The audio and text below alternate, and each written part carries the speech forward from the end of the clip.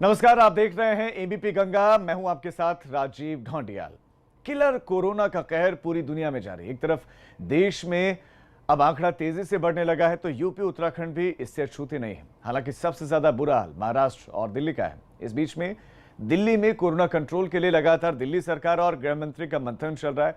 अगर हम बात उत्तर प्रदेश की करें, यूपी की जाए तो खुद मुख्यमंत्री योगी सबसे ज्यादा प्रभावित जिलों में नोडल टीम भेजकर कोरोना की चेन को तोड़ने की कोशिश में लगे हैं। लेकिन इसके बाद भी कोरोना का ग्राफ तेजी से बढ़ रहा है। इंतजार बस यही है कि आखिर कोरोना की चेन टूटेगी कब, या फिर कोरोना की वैक्सीन कब तक बन पाएगी। लेकिन इन दोनों सवालों के जवाब अभी मिलना मुश्किल है। हालांकि कोशिशें लगातार जारी हैं, कोरोना के केसेस लगातार बढ़ रहे हैं, और इस बीच में यही सवाल है कि चेन टूटेगी कब और चेन टूटेगी कैसे, क्योंकि चेन तोड़ने के लिए चाहिए मेडिसिन, और मेडिसिन अब तक बनी नहीं। लेकिन इस बीच में यूपी में केसेस लगातार बढ़ रहे हैं। रोजाना जो केसेस की संख्या है वो ज्यादा आ रही है। इस बीच में लखनऊ में कोरोना के 36 नए मरीज मिले, 36 नए मरीज मिले, और 36 में से करीब 25 केस सिर्फ सीएम हेल्पलाइन से जुड़े हुए हैं। ये सबसे ज्यादा चिंताजनक बात। इस बीच में संभल, हमीरपुर में 11 केसेस, हरदोई, अयोध्या में 10-10 केसेस सामने आए हैं। तो उत्तर प्रदेश के आंकड़ा हम साथ साथ आपको ग्राफिक्स के जरिए दिखा भी रहे हैं। यूपी में कोरोना का कहर किस कदर बरप रहा है वो आप समझ लीजिए, और आंकड़ा भी आप देख लीजिए कि एक्टिव केसेस और जो लोग ठीक हो गए, रिकवर्ड हैं उनकी, और जिनकी मौत हुई उनकी संख्या उत्तर प्रदेश के और देश की क्या है। लेकिन अभी जो आंकड़ा है उसको आप जरा समझिए कि जो सीएम हेल्पलाइन नंबर है जिस पर फोन करके लोग अपनी शिकायतों को रखते हैं, तो ये जो कॉल सेंटर है वहां पर सेंटर से जुड़े हुए जो लोग हैं वो कोरोना संक्रमित लगातार मिल रहे हैं। लगातार केसेस वहां से आ रहे हैं। 36 जो केसेस आज लखनऊ में से आए हैं, उनमें से 25 केसेस ऐसे हैं जो सिर्फ और सिर्फ सीएम हेल्पलाइन से जुड़े हुए हैं।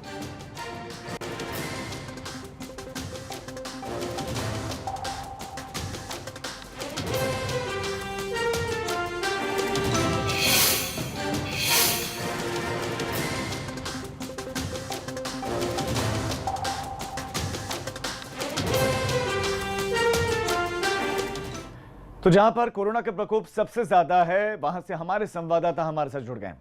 हमारे साथ आगरा से जुड़े हैं नितिन उपाध्याय, हमारे संवाददाता। दिल्ली से जुड़ गए हैं अविनाश तिवारी। तो सबसे पहले हम दिल्ली का ही रुख करना चाहेंगे। अविनाश तिवारी हमारे संवाददाता वहां से हमारे साथ जुड़े हुए हैं, और एक बड़ी खबर भी आ रही है। वो बड़ी खबर भी दर्शकों को दे देते हैं साथ साथ कि दिल्ली में कोरोना को काबू करने के लिए एक बहुत बड़ी बैठक है। केंद्रीय गृह मंत्री अमित शाह की अध्यक्षता में सर्वदलीय बैठक रखी गई है, और दिल्ली में बेड की कमी को लेकर रेलवे का एक फैसला है, और फैसला यह है कि आनंद विहार से जाने वाले ट्रेनों का परिचालन बंद कर दिया गया है। सभी प्लेटफॉर्म पर आइसोलेशन वार्ड बनाए जाएंगे। ट्रेन के डिब्बे जो है आइसोलेशन वार्ड बनेंगे। दिल्ली में कोरोना के जो मामले हैं वो 40,000 पार जा चुके हैं। 41,182 इस वक्त एग्जैक्ट फिगर है, एग्जैक्ट आंकड़ा है। इस बीच में अब दिल्ली सरकार के साथ साथ केंद्र सरकार सहयोग करते हुए चिंतन मंथन कर रहे हैं। अविनाश हमारे संवाददाता इस पर ज्यादा जानकारियां देंगे। अविनाश, कल मुलाकात भी हुई थी और अरविंद केजरीवाल ने खुद ट्वीट किया कि सहयोग केंद्र सरकार करने के लिए तैयार है, साथ मिलकर काम करेंगे। तो क्या प्लानिंग, आज सर्वदलीय बैठक भी बुलाए गए हैं, इस बैठक में कौन कौन मौजूद है और क्या चर्चा वहां पर चल रही है? देखिए राजीव, सबसे पहले सर्वदलीय बैठक के बारे में बता दूं। इसमें दिल्ली में जितनी भी पार्टियां हैं उन सभी पार्टियों के प्रदेश अध्यक्ष को बुलाया गया है, उनके साथ बैठक की जा रही है। जिसमें बीजेपी के दिल्ली के प्रदेश अध्यक्ष, कांग्रेस के प्रदेश अध्यक्ष, बहुजन समाज पार्टी के प्रदेश अध्यक्ष और आम आदमी पार्टी की ओर से सांसद संजय सिंह पहुंचे हुए हैं। तो इनके साथ बैठक चल रही है कि कैसे कोरोना को टैकल किया जाए, कैसे वो पार्टी जो तमाम सारी दिल्ली के अंदर हैं वो मदद कर सकती है। तो इनको लेकर एक बातचीत कर रहे हैं केंद्रीय गृह मंत्री अमित शाह।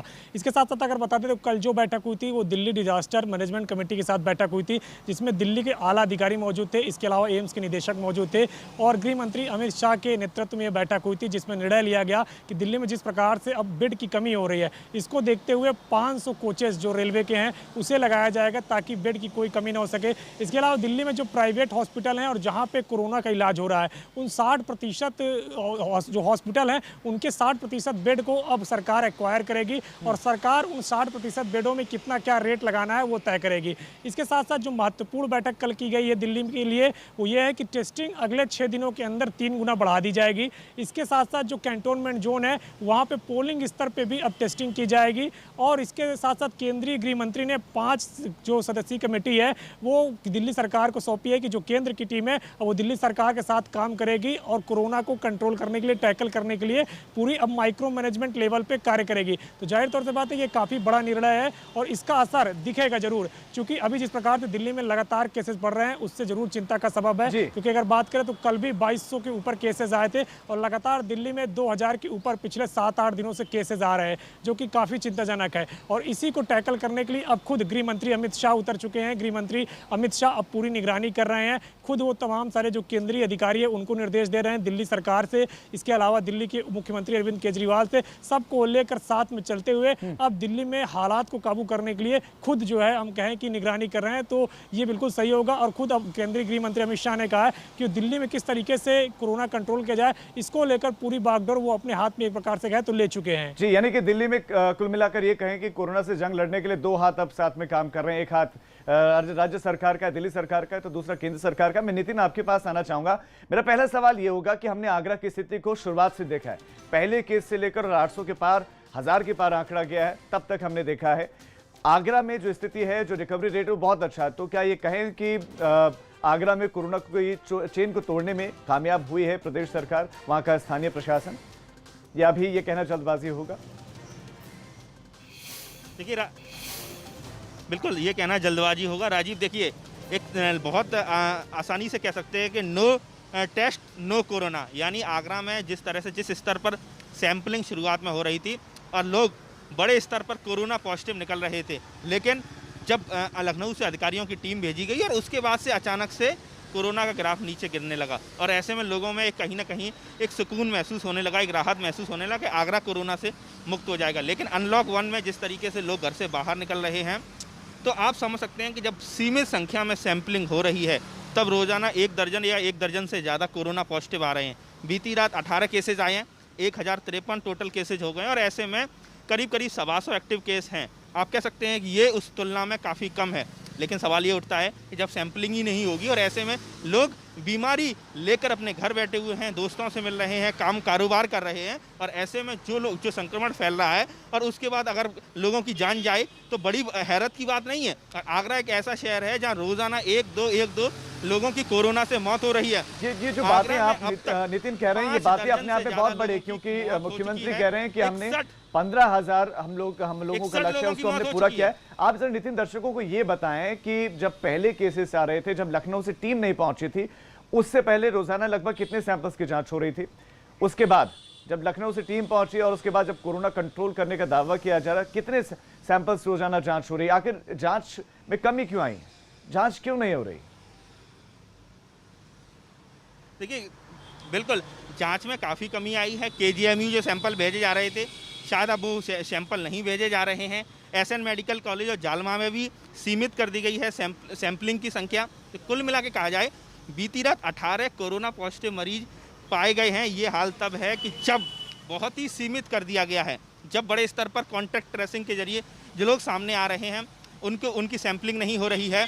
कई सारे लोगों को होम क्वारंटीन की सलाह दी जा रही है। तो तमाम जो गाइडलाइंस चेंज हुई है या शासन के स्तर पर अनौपचारिक तौर पर जो इशारा किया गया उसकी वजह से ये देखा जा रहा है कि बड़े स्तर पर सैंपलिंग नहीं हो रही है। जब सीमित संख्या में सैंपलिंग हो रही तब भी बड़ा फिगर है। अगर 1.5 दर्जन यानी 18 लोग एक दिन में कोरोना पॉजिटिव हो रहे हैं तो इसको आप ये मत मानिए कि कोरोना चला गया। कोरोना यहीं मौजूद है, कोरोना के साथ लोग जी रहे हैं और खतरे को आगे लेकर लोगों में पास कर रहे हैं। यानी कि नितिन केसेस कम इसलिए हैं क्योंकि टेस्ट कम है, टेस्ट ज्यादा होंगे तो शायद केसेस और लगातार बढ़ेंगे। मैं जल्दी से अविनाश आपके पास आना चाहता हूं क्योंकि मुख्यमंत्री अरविंद केजरीवाल की और गृहमंत्री अमित शाह की बातचीत हुई है और 6 दिन में जैसे कि आप जानकारी देने के 3 गुना जांच को बढ़ाया जाएगा। लेकिन वो कैसे? क्या जो टेस्टिंग लैब से वो बढ़ाए जाएंगे? इसके लिए क्या योजना है, क्या प्लानिंग है?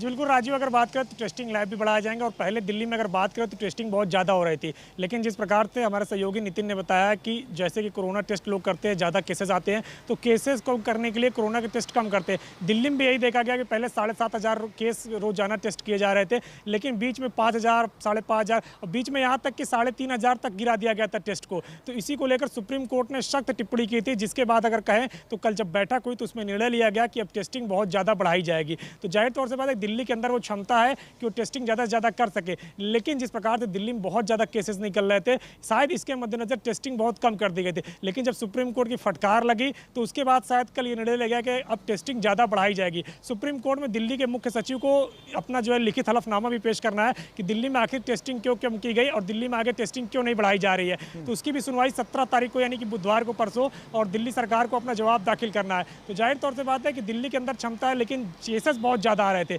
इसीलिए टेस्टिंग गिरा दी गई थी। लेकिन अब कर निर्णय लिया गया है, खुद गृह मंत्री अमित शाह ने कहा है कि टेस्टिंग ज़्यादा से ज़्यादा बढ़ाई जाएगी और 3 गुना तक इस टेस्टिंग को ले जाएंगे। तो जाहिर तौर से बात है कि दिल्ली वासियों के लिए काफ़ी राहत की बात है, क्योंकि काफ़ी ज़्यादा यहाँ पे कोरोना निकल रहा था और जब लोग हॉस्पिटल्स जा रहे थे तो उनका टेस्टिंग नहीं किया जा रहा था। उनको कहा जा रहा था कि ये नॉर्मल सिम्टम है, इससे ये कोरोना के लक्षण नहीं है, इसलिए आप जाइए, घर जाइए, इस तरीके कह के उनको वापस कर दिया जा रहा था। लेकिन अब जिस प्रकार से खुद गृह मंत्री ने जो है कल मीटिंग में ये साफ कर दिया कि टेस्टिंग बढ़ाई जाए, सुप्रीम कोर्ट की टिप्पणी हुई, तो अब जाहिर तौर से बात है कि दिल्ली में टेस्टिंग बढ़ाई जाएगी, जिससे कि जितने भी कोरोना केसेस होंगे वो निकल के सामने आएंगे। और खुद अब चूंकि केंद्रीय टीम भी लग गई है और माइक्रो मैनेजमेंट के जरिए इसको संभालने की कोशिश की जा रही है कि जहाँ पे केसेस ज़्यादा निकल रहे हैं वहाँ पे जैसे कि घर घर जाके स्क्रीनिंग करना, घर घर लोगों से जाके पूछना कि उनको कोई सिम्टम्स तो नहीं है। इस तरीके से आगे अब जो है दिल्ली में जांच की जाएगी, जिससे कि ज़्यादा से ज़्यादा लोगों की जांच करके अगर वो पॉजिटिव है तो उनका इलाज किया जाए और जहाँ पे कोरोना सबसे ज़्यादा निकल रहा है वहाँ पे कोरोना खत्म किया जाए। जी, इस बीच में हमारे साथ हमारे संवाददाता विनोद कुमार भी जुड़ गए देहरादून से, जरा उनका भी रुख कर लेते हैं। विनोद, मुख्यमंत्री त्रिवेंद्र सिंह रावत का बयान कि उत्तराखंड में स्थिति कंट्रोल में है, लेकिन क्या वाकई वहां पर स्थिति कंट्रोल में है? क्या उत्तराखंड की सरकार कोरोना की इस चेन पर लगाम लगाने में कामयाब हो पाई है? क्योंकि केसेस तो लगातार बढ़ रहे हैं, वो तो कम हो नहीं रहे, लेकिन बातें और दावे तो वही है कि नियंत्रित है, स्थिति हमारे कंट्रोल में है। देखिए राजीव, सबसे पहले तो मैं ये बताऊं कि अभी थोड़ी देर पहले यानी 5 मिनट ऐसा हो गए हैं कि जब मुख्यमंत्री त्रिवेंद्र सिंह रावत से हमने बात की है और यही कहा कि आखिरकार कंट्रोल किस तरह की स्थिति में है कोरोना मरीजों पर। उन्होंने साफ तौर पर कहा कि आइए इस 20 दिनों में पूरी स्थिति उत्तराखंड राज्य में पूरे कंट्रोल में है, नियंत्रण में है। लेकिन अब अगर उससे हट के बात करें तो लगातार उत्तराखंड में कोरोना मरीजों की संख्या में इजाफा होता जा रहा है। 1819 केसेस हो गए हैं, कल 38 केस आए हैं और आज भी अब हेल्थ बुलेटिन जारी होगा, उसमें भी पूरी आशंका केसेस बढ़ने की है। लेकिन अब राज्य सरकार पूरी तरह से इस बात को कह रही है कि आखिर पूरे राज्य में कोरोना कंट्रोल हो चुका है। लेकिन अब जिस तरह से बढ़ती संख्या है, अब वो इस बात को बयां कर रही है कि आखिरकार स्वास्थ्य विभाग हो, सरकार हो, उनके सामने चुनौती इस बात की है आखिरकार जो बढ़ती संख्या है उनको कैसे रोका जाए। अब तमाम क्वारंटीन की व्यवस्था की बात कर ले, तमाम जितने भी क्वारंटीन सेंटर हैं वहाँ पर बदहाली की तस्वीरें पूर्व में भी हम अपने चैनल के माध्यम से दिखाते रहे हैं। लेकिन अब पूरी तरह से स्वास्थ्य विभाग और सरकार इस बात पर अड़िग होती जा रही है कि पूरे प्रदेश में अब कोरोना कंट्रोल हो जाएगा। लिहाजा अब लगातार मरीजों की संख्या में इजाफा होता जा रहा है और यही वजह है कि अब आज तक की अगर संख्या है तो 1819 यहाँ पर अब तक की संख्या है। लेकिन थोड़ी सी राहत की यह बात होगी, जो रिकवरी रेट है यानी 50% तक लोग ठीक हो गए हैं और करीब 1070 लोग अभी तक कोरोना जो मरीज थे जिनकी पुष्टि हुई थी वो ठीक होकर डिस्चार्ज होकर अपने घर पहुंच गए हैं। लेकिन अब अगर राज्य सरकार की बात करें तो राज्य सरकार सिर्फ इस बात पर अब अड़ी है कि पूरी तरह से राज्य में कोरोना कंट्रोल है। जी ठीक है, मैं नितिन एक बार फिर से आप ही के पास आना चाहूंगा और अब सवाल ये है, इस बीच हमारे साथ हमारे संवाददाता शैलेश भी जुड़ गए, मैं शैलेश के पास भी जाऊंगा, लेकिन एक छोटा सा कमेंट मैं नितिन आप ही से लूंगा कि स्थितियां ये है कि जब लगाम लगती हुई दिखाई नहीं दी तो केसेस जो सैंपल्स हैं उनकी जांच कम कर दो, केसेस अपने आप कंट्रोल में दिखेंगी, तो यही पॉलिसी दिख रही है वहां पर आगरा में कम से कम।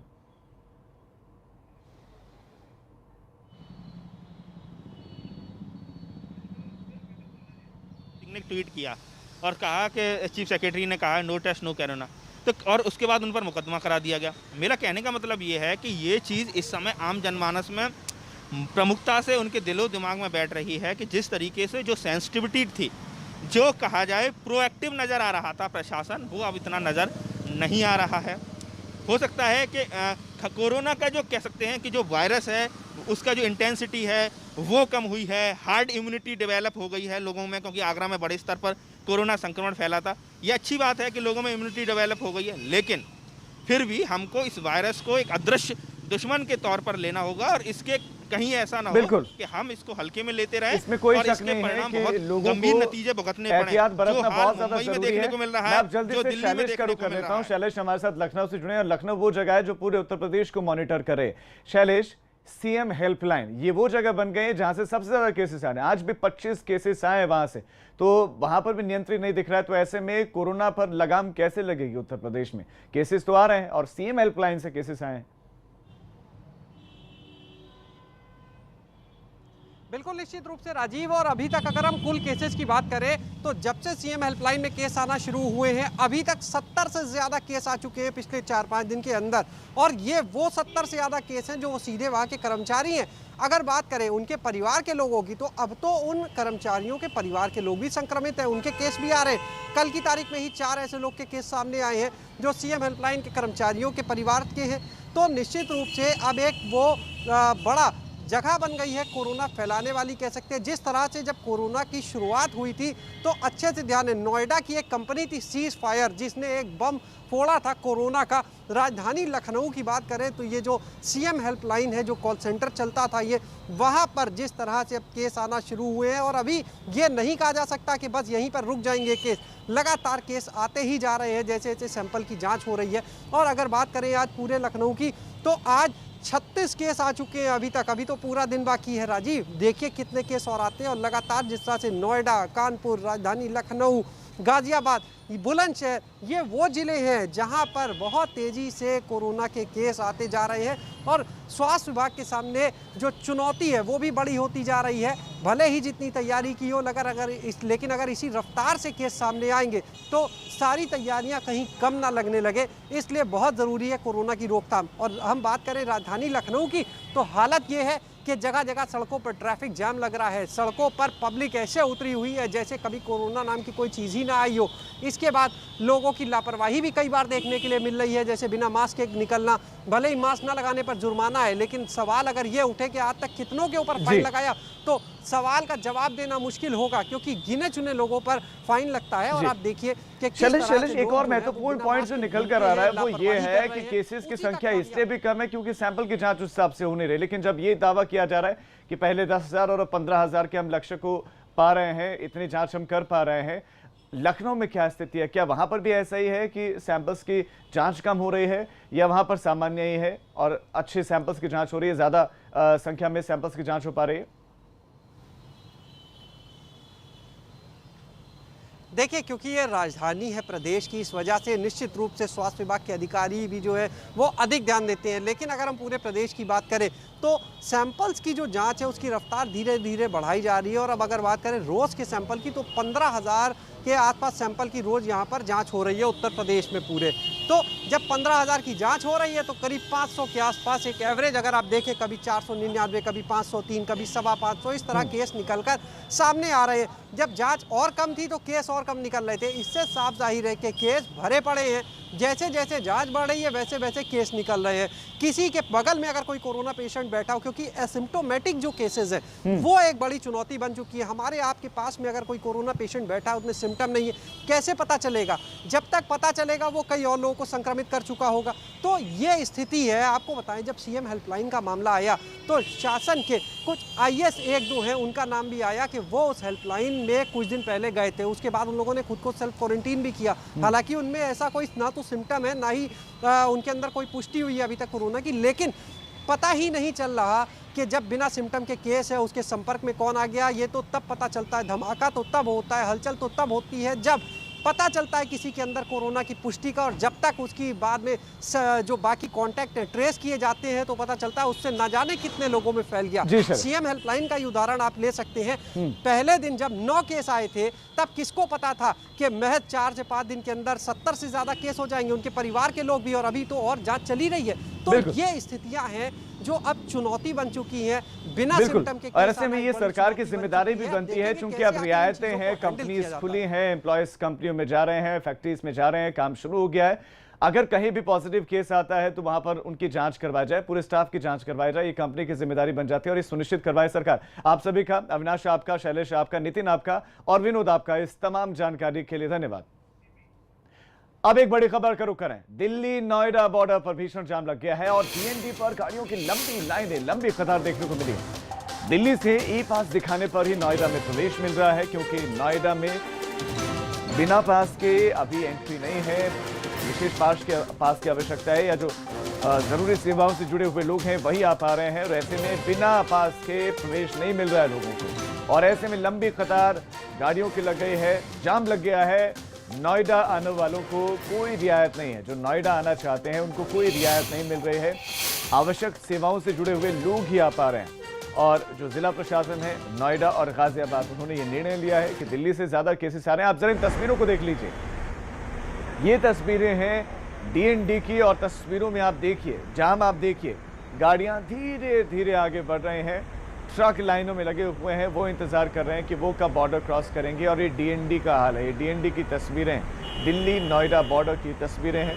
और आप जाम का हालत आप देख लीजिए, कई किलोमीटर लंबा जाम लगा हुआ है। यानी कि अगर डीएनडी से किसी को नोएडा में आना है और उसके पास पास भी है तो भी उसको घंटों इंतजार करना पड़ेगा, और शायद और ज़्यादा 2, 3, 4 घंटे तक लोगों को लग रहे हैं नोएडा से, दिल्ली से नोएडा में प्रवेश करने में। ये स्थिति इस वक्त दिल्ली नोएडा बॉर्डर की है, डीएनडी की ये तस्वीर है। और जिनके पास पास नहीं है उनको तो एंट्री ही नहीं मिल रही, उनको वापस उसी वक्त लौटा दिया जा रहा है। तो केंद्र सरकार ने निर्देश जारी किए, गृह मंत्रालय ने निर्देश जारी किए थे कि किसी भी, जब अनलॉक 1 का ऐलान किया गया था तो किसी भी राज्य में जाने के लिए किसी तरह के पास की कोई आवश्यकता नहीं है। लेकिन ये जिला प्रशासन ने निर्णय लिया कि पास की आवश्यकता है, और कुछ जगहों पर ये देखने को मिला। और नोएडा ने भी एंट्री बैन रखी, सिर्फ वही लोग आ सकते हैं जो ज़रूरी सेवाओं से जुड़े हुए हैं। और यही वजह है कि लोगों के दफ्तर, दिल्ली से बड़ी संख्या में लोग नोएडा में जॉब करने के लिए, नौकरी करने के लिए आते हैं। उनके पास पास भी होता है, लेकिन वो पास कंपनी के द्वारा दिया जाता है, और इसी वजह से उनको एंट्री नहीं मिल रही। भूपेश हमारे संवाददाता और ज़्यादा जानकारियाँ देंगे। भूपेश, तस्वीरें तो दर्शक देख रहे हैं, लेकिन आप हाल बताइए, कितना लंबा जाम वहाँ पर लगा है और कितनी मुश्किलें हो रही हैं लोगों को? राजीव, देखिए, ये आज का ही मामला नहीं है कि जाम लगा हो। लगातार तब से लॉकडाउन खुला है, आपको यहाँ पर ये डीएनडी पर लगातार जाम की जो स्थिति है वो देखने को मिल रही है। यहाँ पर रोजाना जाम लगता है, सुबह से लेकर के घंटों घंटों जाम लगता है, क्योंकि लोग दिल्ली से यहाँ पर अपनी कंपनियों के लिए, फैक्ट्रियों के लिए, अपने ऑफिसों के लिए आते हैं। लेकिन उन लोगों के पास जो परमिशन है प्रशासन की वो नहीं होती।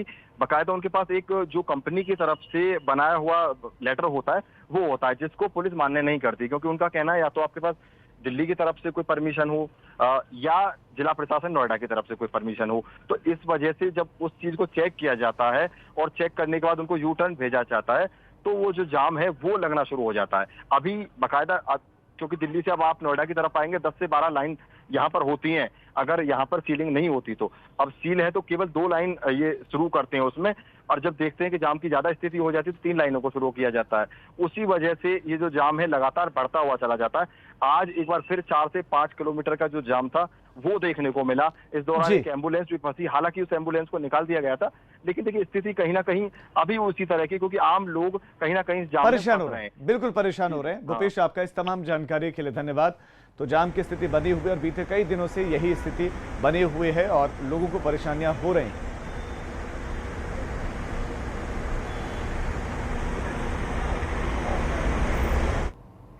एक और बहुत बड़ी खबर देते हैं आपको। यूपी के कई जिलों में बारिश की संभावना है। यह खबर अच्छी है, अगले 3 घंटों में आंधी और बारिश के भी आसार हैं। ये भी खबर आपको दे दें, तो बारिश नहीं, आंधी चलने के भी आसार हैं। तो अपने आप को आप लोग सुरक्षित रखें, पहले ही आप अलर्ट रहें। बड़ी खबर आपको दे रहे हैं, 3 घंटे में आंधी बारिश के आसार हैं। बहराइच, श्रावस्ती, बलरामपुर में बारिश की संभावना है। तो मौसम का मिजाज लखनऊ में भी बदल गया है, बारिश भी हुई है।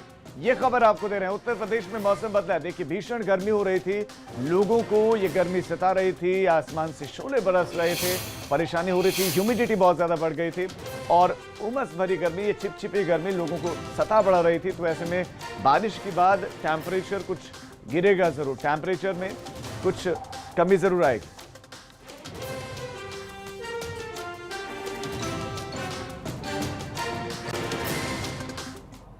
राजधानी लखनऊ में अचानक मौसम का मिजाज बदल गया, जिससे लोगों को गर्मी से राहत मिली है। मौसम विभाग की माने तो आने वाले 4 से 5 दिन मौसम ऐसा ही रहेगा। देखिए हमारे सहयोगी अनुभव शुक्ला की ये रिपोर्ट।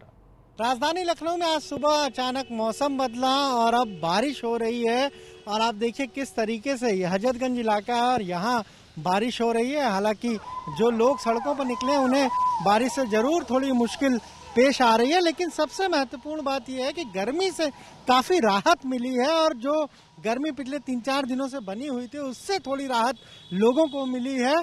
और अगर हम बात करें इस मौसम की तो जो औसत तापमान रहता है 39 से 40 डिग्री रहता है, लेकिन आज का जो फोरकास्ट है वो जो अधिकतम तापमान है 34 से 35 डिग्री के आसपास रहने की उम्मीद है और जो न्यूनतम तापमान है 26 से 28 डिग्री के आसपास रहने की उम्मीद है। और बीते साल 2019 की अगर बात करें तो आज के दिन जो तापमान था वो 45 डिग्री तक पारा जा पहुंचा था। मौसम विभाग का साफ तौर पर कहना है कि अब इसी तरीके का मौसम आने वाले 4-5 दिनों तक बना रहेगा, यानी बारिश होगी, कई जगहों पर तेज आंधी आ सकती है, तूफान भी आ सकता है, लेकिन ज़्यादातर ओवरऑल हम कहें तो इलाकों में बारिश होगी और लोगों को गर्मी से राहत मिली रहेगी। कैमरा से पंकज निगम के साथ अनुभव शुक्ला, एबीपी गंगा, लखनऊ।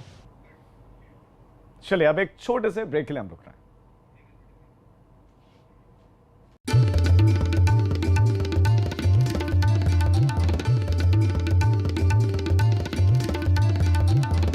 आप देख रहे हैं एबीपी गंगा, खबर आपकी, जुबान आपकी। असल में हमारा